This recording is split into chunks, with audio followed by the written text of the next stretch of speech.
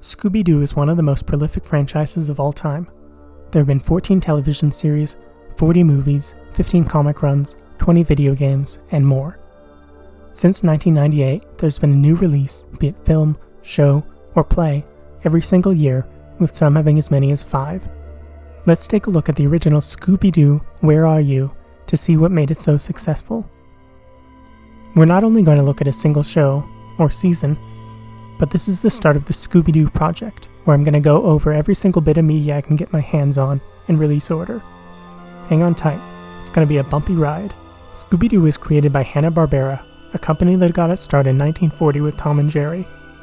It picked up steam in the 1960s, releasing hit after hit, starting with the Flintstones and continuing with the Yogi Bear Show and the Jetsons.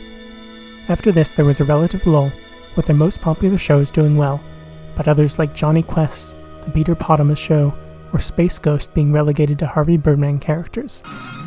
This changed, however, in 1969 with Scooby-Doo. It was an immediate success, and one thing Hanna-Barbera knew how to do was to pump out cartoons to cash in on that. In the next few years, they released almost a dozen different mystery-solving shows, including Josie and the Pussycats, The Funky Phantom, The Amazing Chan, Speed Buggy, and Captain Caveman. At its core, the show was simple. The group of kids, Freddy, Velma, Daphne, Shaggy, and their pet Great Dane, Scooby, would travel to a location, discover a mystery there involving a supposed ghost or other supernatural threat, and then in the end, they would trap the monster, rip off its mask, and discover the real culprit and turn him into the authorities. Every single episode in the first season's like this, although there are variations about the inciting incidents. In theory, this sounds extremely repetitive, and it is, but there are enough differences in the episodes to make them each worth watching. The general strengths of the season are the comedy, the monsters, and the environments. Scooby-Doo isn't classed as a comedy in many people's minds, but it is front and center. Inspired by the likes of I Love Lucy or The Three Stooges, there's a lot of physical comedy, people being hoisted by their own petard. Surprisingly, not all of this is due to the failed traps by the gang. During the first season, there are 17 episodes.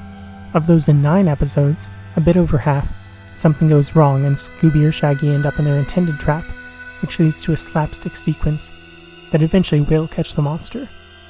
Most of the time, these sequences are set to music, which is another big focus of the show.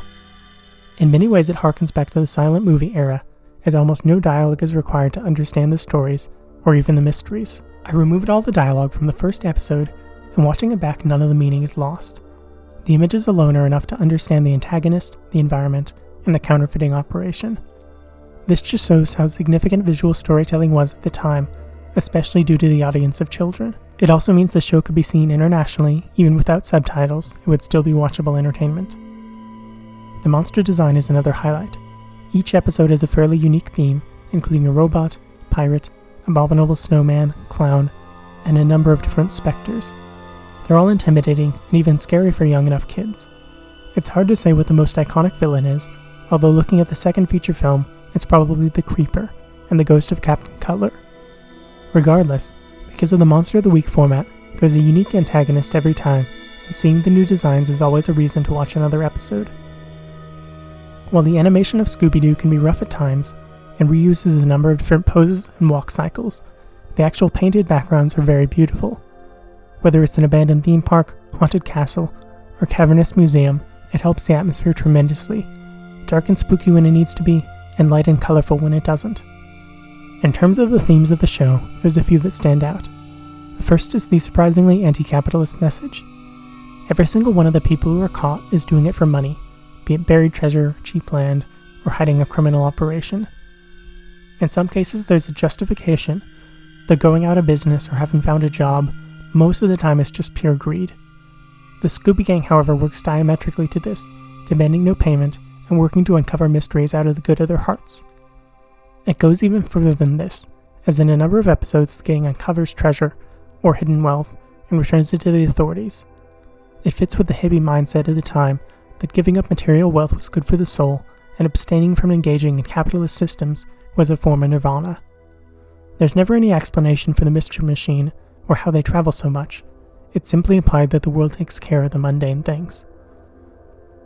The only time they're offered and take any money is when the eccentric millionaire Colonel Sanders, no relation, gives a huge amount to Scooby-Doo in exchange for saving his life.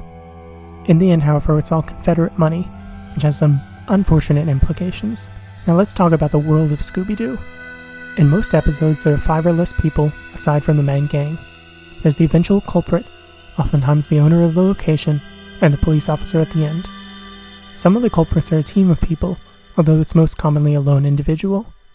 In addition to this, every location the gang arrives at is empty, abandoned, or otherwise decrepit. There are several episodes they visit relatives' homes, and even those seem to be in a poor state.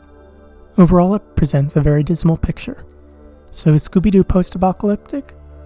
There's a comic series that explores this idea, with Velma causing all the world to transform into real monsters, so it's certainly a theme recognized both by fans and creators. Using just what's presented in the text, it's not ridiculous to claim that the world in Scooby-Doo Where Are You is this. While it seems like society as a whole is still running, the malt shop, newspaper, or radio, the rest of the world seems to be lost. The Scooby Gang are all high school aged, as indicated in the first episode, so if there was a war, they wouldn't have been drafted in it. This would explain the general lack of population, as well as the specific lack of other young people. In the malt shop, there are never any other customers shown, and the gang never talks about other schoolmates or friends. It really seems like the rest of the world is simply gone, and acknowledging it would cause too much pain. Still, despite whatever caused the current situation, people are living their lives pretending like everything's okay. Money's still needed, and is the most important thing for all the people caught by the gang. It represents the strong psychological role that capitalism has on society. It's so deeply ingrained that even after the world virtually ends, they still crave material goods. Or, the animation budget explains the lack of people. Either way. The characters in Scooby-Doo are fairly well-defined archetypes. Fred is the leader, Velma's the smart one, Shaggy and Scooby are the wild cards, and Daphne, well, she's missing a role. Velma calls her danger-prone Daphne in a particularly catty moment, but statistically she's not much more likely to be in danger than the rest of the group. In later series she takes up martial arts, or otherwise is the most physically active of the group, but here she's simply a 5th member. She helps with mysteries, sometimes solving individual parts, but ultimately feels to be missing a role. The first episode, What a Night for a Night, has quite a punny title. Most of the episodes have something like this, alliterative or otherwise. It's a very solid first episode, and it establishes all the characters early, the basic framework for the series, and has some decent gags. There's some animation elements that are a bit off, and the villain itself, the Black Knight, is just a suit of armor, making this not an amazing episode, but certainly a solid one. After that is Hassle in the Castle. Where this differs from other episodes is there's no setup. The gang has just decided to go boating and arrive on an island within a castle. It's a mystery that's impossible to solve, and for reasons unknown, the magician who turns out to be the culprit happily explains all of his plans at the end. The monster is the most vanilla ghost possible, making this overall fairly lackluster. A clue for Scooby-Doo is next, and I guess they couldn't find any boat puns. The monster's the ghost of Captain Cutler, or the diving suit, which is one of the most iconic images for the series. It's a fun episode with an extended underwater segment, including an extended sequence featuring Shaggy attempting to fire a cannon in the sea. It also has a classic fail trap at the end of the episode, and is overall one of the better ones in the season. It does feel a bit silly arguing better or worse, as most of the episodes are around the same quality. It really just depends on whether the viewer enjoys the environment and the monster design. Next is the Minor 49er, then a Witch Doctor, a generic ghost, and then an 8th man. After that is Foul Play in Funland, where there is no villain, just a robot working at an amusement park that the gang thinks is scary. It's a bit of an enigma, as there is no mystery, and the danger is sort of artificial. The next few monsters are all fairly solid, starting with the Puppet Master, then an evil clown, and some universal monsters including the Wolfman and Dracula. Then there's a mummy, zombie, pirate, alien, green ghosts, and the Abominable Snowman. All the episodes play out mostly the same, but are fairly entertaining for what they are. It's hard to review a show like Scooby-Doo Where Are You, because there's no change between episodes. There's no greater arc or particular thing to point at as a highlight. It's just ghost after ghost, capitalist monster after capitalist monster. It's certainly not bad, but watching them all in a row is tiring. It's best as a background show, or something to occasionally tune in or out of. So that was the first season of Scooby-Doo, Where Are You? A decent show overall, and it's easy to see why it was popular, although in the end it is a kid's cartoon from the day, mass-produced to a frightening degree. Tune in next time for Season 2 with many more musical montages. If you enjoyed this video, please like, subscribe, and leave a comment. Thank you.